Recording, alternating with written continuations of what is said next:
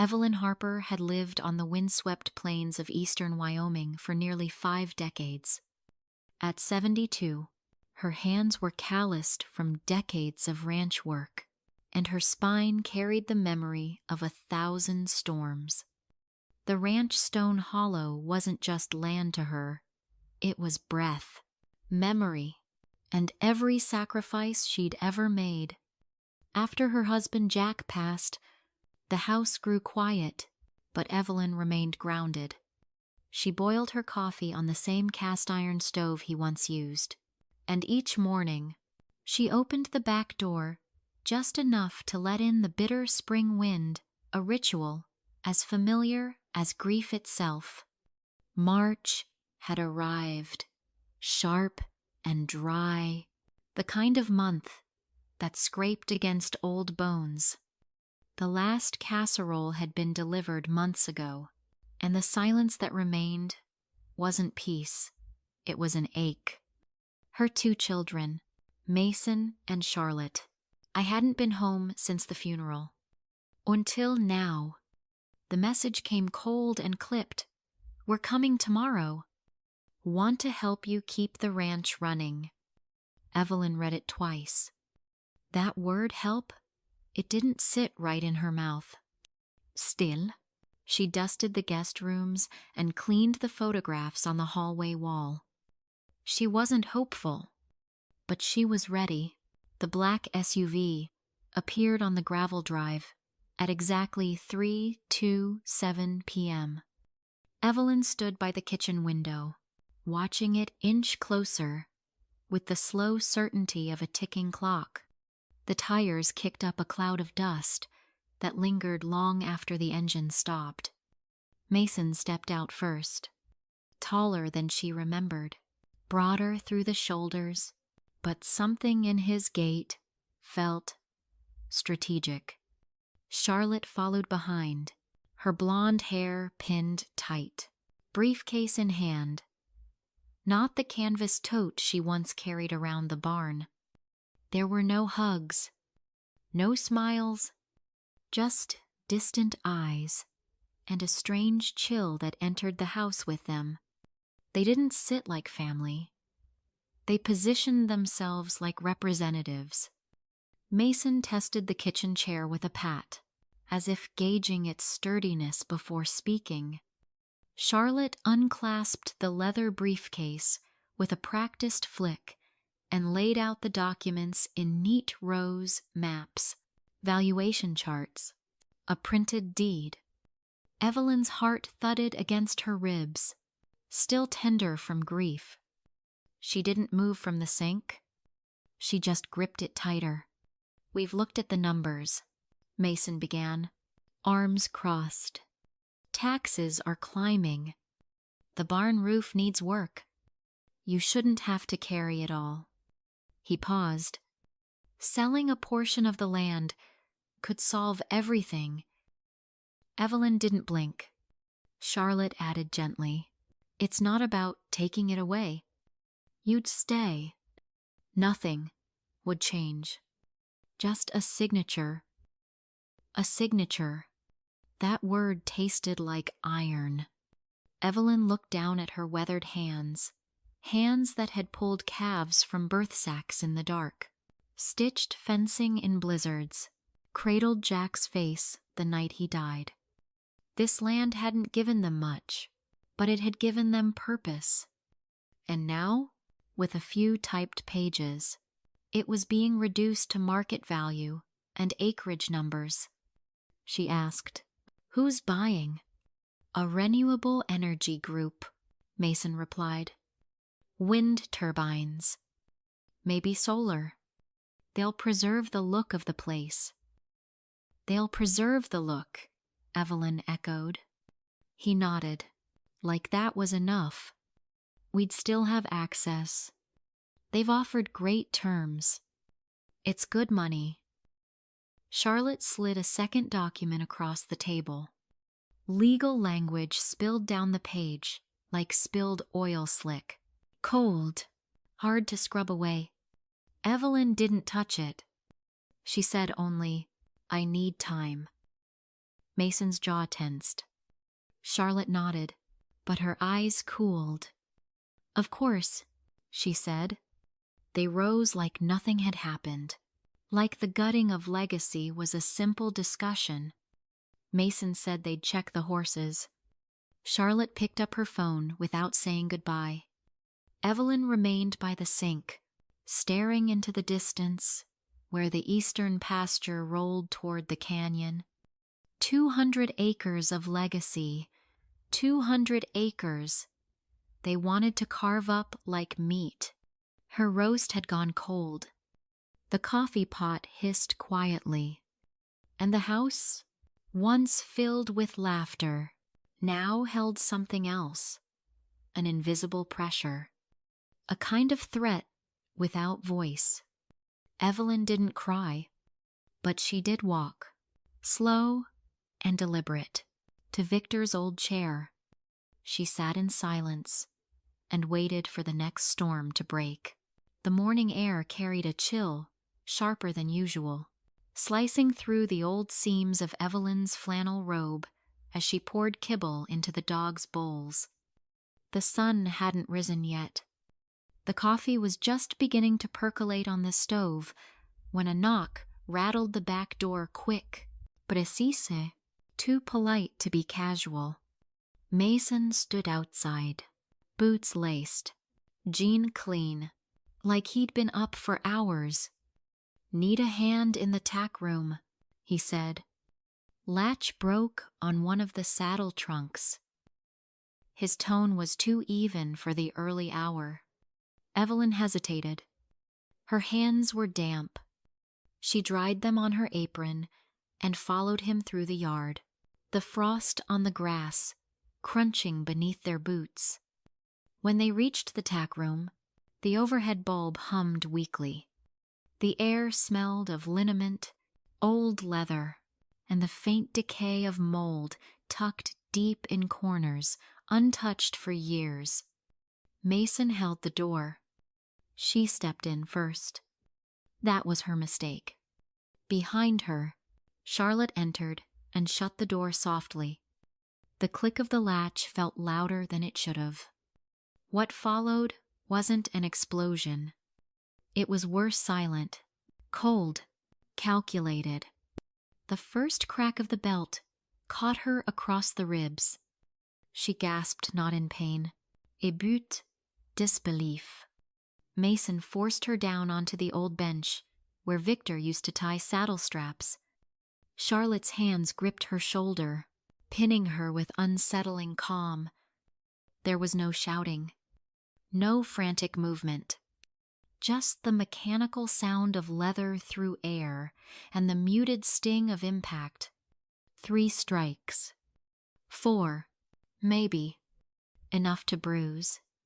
Enough to make a message. But not enough to break anything, at least not physically. They stopped when she stopped resisting. Evelyn didn't cry. She didn't beg. Her gaze locked on the old wooden feed cabinet. A familiar scratch marked the surface Victor had carved it by accident one summer. A jagged T that never got sanded down. When Mason let go, she remained seated. Charlotte pulled a folder from her coat. Same papers from the kitchen. Only this time, there were no offers, no soft reasoning, no pretense. She laid the folder on the bench beside her. "You can sign it," she whispered, "or think about it. But next time might not be so easy." Then they left. Evelyn sat there long after the door creaked shut, the bulb still humming faintly above her. Her ribs ached, not fractured, but deeply bruised, like something tender had been dishonored. She didn't open the folder. She touched it with trembling fingers, then left it exactly where it had been dropped, like trash beside a memory. When she returned to the house, the microwave blinked. 7, 1, 2. The coffee was cold. So was the silence. Later that evening, when they left to run errands, Evelyn went back to the barn. She found the belt, rolled it tight, wrapped it in a plastic feed bag, and buried it beneath the haystack behind the mule pen, not to forget it, to remember. That night, Evelyn didn't lock the doors. She simply moved the shotgun a little closer to Victor's chair. She slept, sitting up, wrapped in an old quilt, her ribs pulsing with a dull ache, like her body was echoing what her heart had known for days. They hadn't returned home to reconnect. They came to claim what they believed was theirs. But now, Evelyn knew something they didn't. She was never powerless. She had just been quiet. The next morning, Mason whistled in the kitchen while the toaster popped. Charlotte didn't emerge until nearly noon, hair damp. Voice hushed as she spoke on the phone numbers. Timelines. Something about escrow. Evelyn watched from the hallway, unseen. When they finally left again, Evelyn moved fast. She pulled the folder from the tack room, careful not to grimace, as she bent. At the kitchen table, she opened it. Pages fluttered out zoning maps, parcel breakdowns, profit, projection. On one margin, Charlotte had scribbled Phase 1, March. Evelyn's stomach twisted. Phase 1 was the east pasture. Phase 2, marked for July, included the barn, Moulepen, and everything she and Victor had built by hand. And then she saw it her name, already printed above the signature line. Next to it, the date, the 15th of March. Her birthday. That wasn't coincidence. That was cruelty, disguised as efficiency. Evelyn didn't weep. She didn't rage. She moved like stone, sinking in water slow, deliberate, inevitable. In the mudroom, she pulled open an old filing cabinet, labeled Deed and Inheritance. Inside was a faded document she and Victor had drafted 15 years ago. It wasn't notarized, but it carried more weight than ink ever could. Victor had written, "The land must remain whole, or not at all. It belongs to love, not profit." Evelyn folded the page and tucked it into her apron. Then she made a phone call, not to a lawyer, not yet. She called Edna, the retired county recorder, who had helped them refile their water rights back in 2006. Edna answered on the second ring, voice scratchy from sleep, but alert. "I just have a few questions about land protections," Evelyn said gently. Edna paused, then said, "I'll bring coffee." By the time Mason and Charlotte returned that evening, Evelyn was at the stove, stirring a pot of beans like she always did on Fridays. The house smelled of rosemary and something heavier anticipation. Charlotte didn't speak. Mason sniffed the air and muttered, "Smells like childhood." But Evelyn heard something else in his tone distance. That night, after dinner, Charlotte placed a newer folder on the table, simplified documents. Another angle of pressure. Evelyn didn't open it. Instead, she walked to the pantry, slid the folder behind the flour tin, and returned with hands that didn't shake anymore. Her silence wasn't surrender. It was strategy. They thought she was breaking. What they hadn't realized, she was building something. By Sunday afternoon, Evelyn Harper had moved every important document into the root cellar. Victor's old ledgers, the draft inheritance letter, the worn deed they'd framed, the year they paid off, the last acre, all now sealed in a plastic tub behind the potato crates. Alongside it, a manila envelope labeled in pencil, "In case." Inside were printed photos of the bruises, a written statement in her own hand, and the name Edna had whispered to her over lemon muffins, May Campbell, a former Bureau of Land Management consultant, now specializing in land protection and bad family transfers. On Monday, Evelyn called May. She didn't ask for a lawyer. Not yet. She just asked, "Can you walk me through what rights I still have left?" May's voice came through steady, low, like someone who didn't panic easily. "I'll be there Tuesday." That night, Evelyn didn't sleep. She wandered the house room by room, touching the places that still whispered Victor's name. His reading chair, the cupboard where Derek once hid candy wrappers, the denim jacket Charlotte left behind during her first year of college. All of it remained, even if they no longer did. They hadn't come to help. They'd come to harvest. But Evelyn was no longer frozen by the betrayal. Something had shifted. She wasn't just the last obstacle in their way. She was the foundation, and she had started to move. Tuesday morning brought dry winds and silence. Evelyn didn't make breakfast for 3. She set out one mug, hers. She brewed coffee without a word and watched as Mason and Charlotte came down late, distracted. Charlotte had her laptop open before she sat. Mason didn't speak. At noon, she placed the latest folder, another final offer, on the top pantry shelf, behind the flour. Then she waited. They thought she was softening. They didn't see the cassette player on the kitchen counter, the one she'd pulled from the garage. They didn't know that inside the old safe was a tape Victor recorded after his stroke, labeled "For After."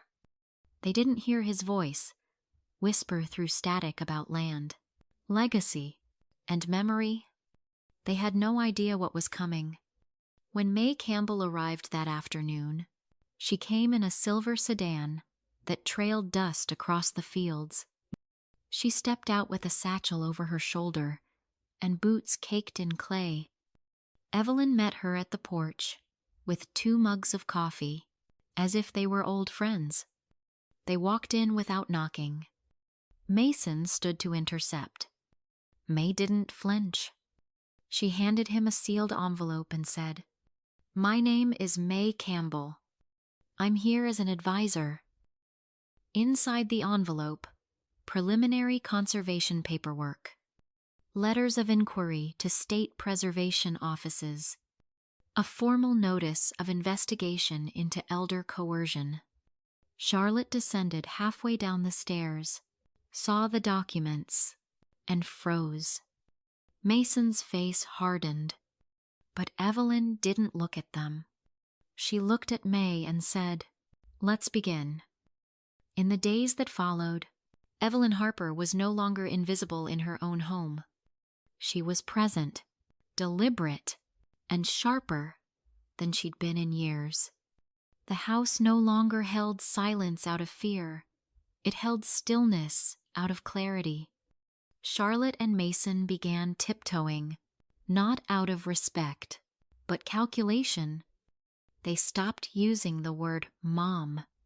They stopped speaking to her unless absolutely necessary.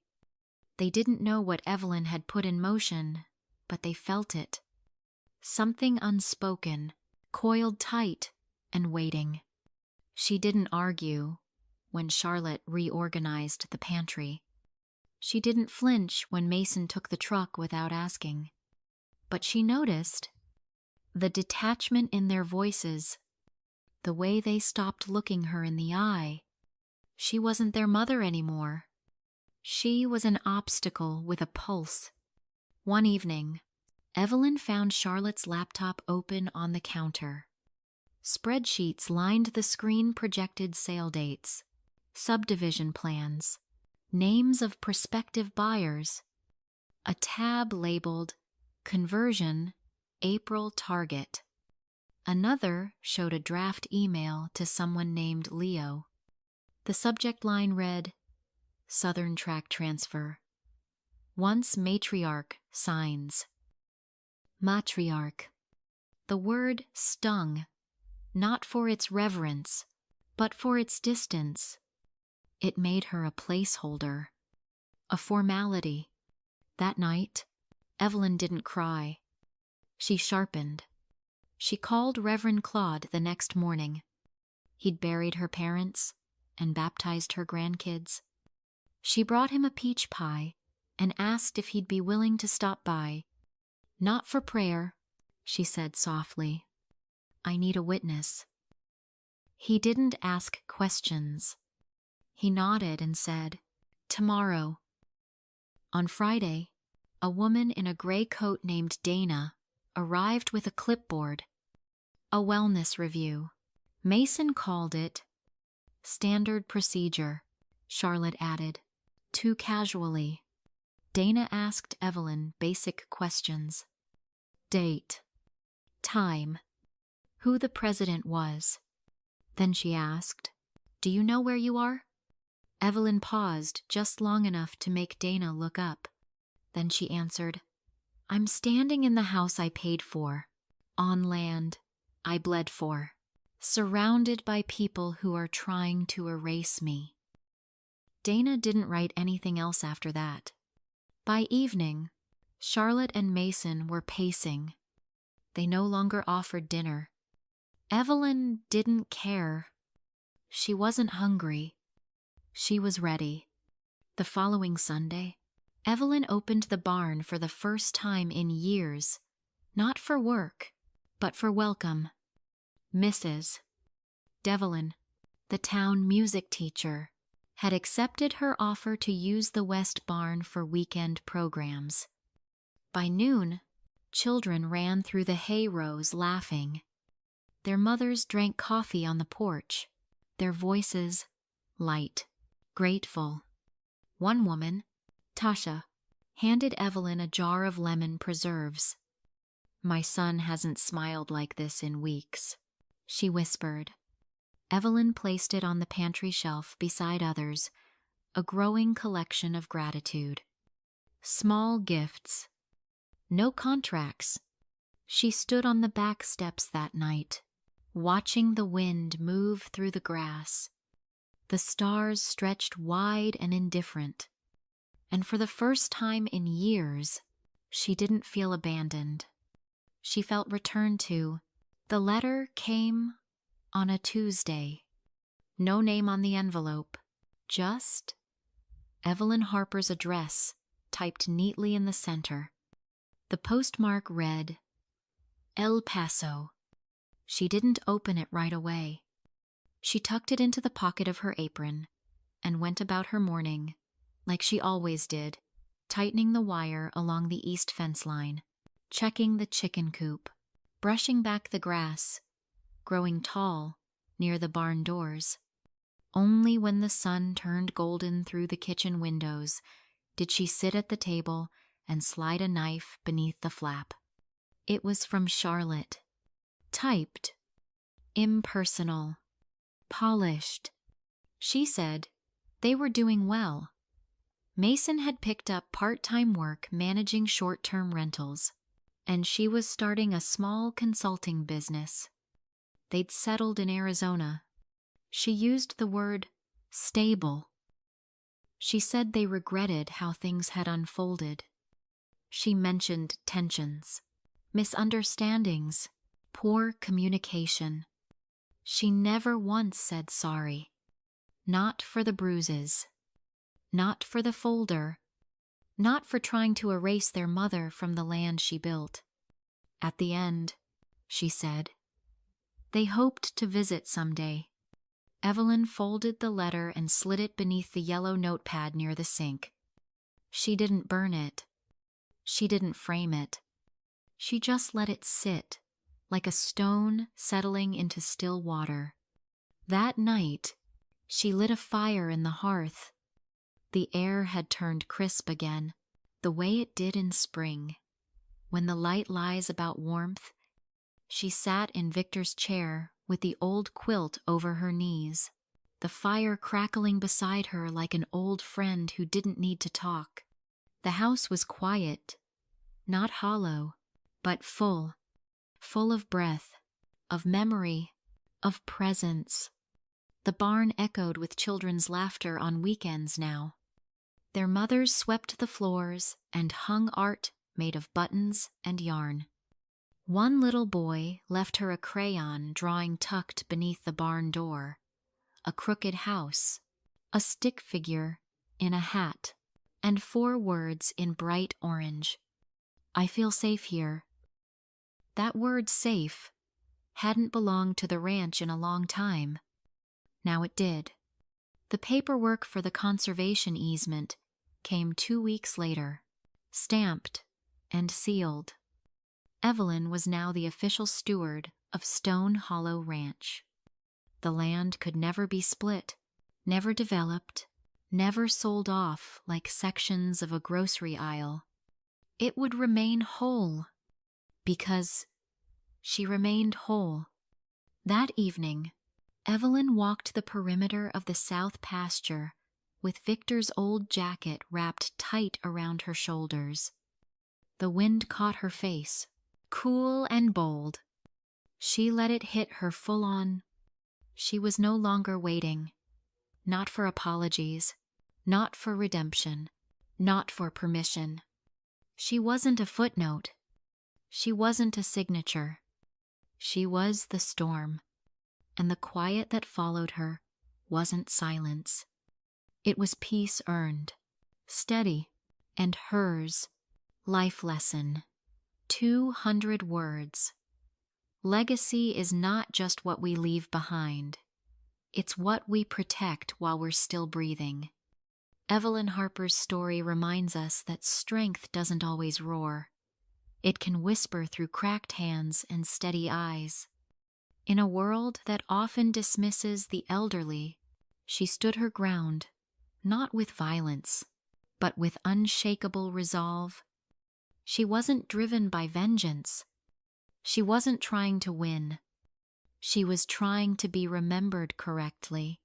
True power isn't loud, it's consistent. It's the decision to stay when others walk away. It's the ability to turn silence into strategy and memory into defense. And most of all, it's the courage to believe that you still matter, even when the people closest to you act like you don't. Evelyn didn't reclaim the land.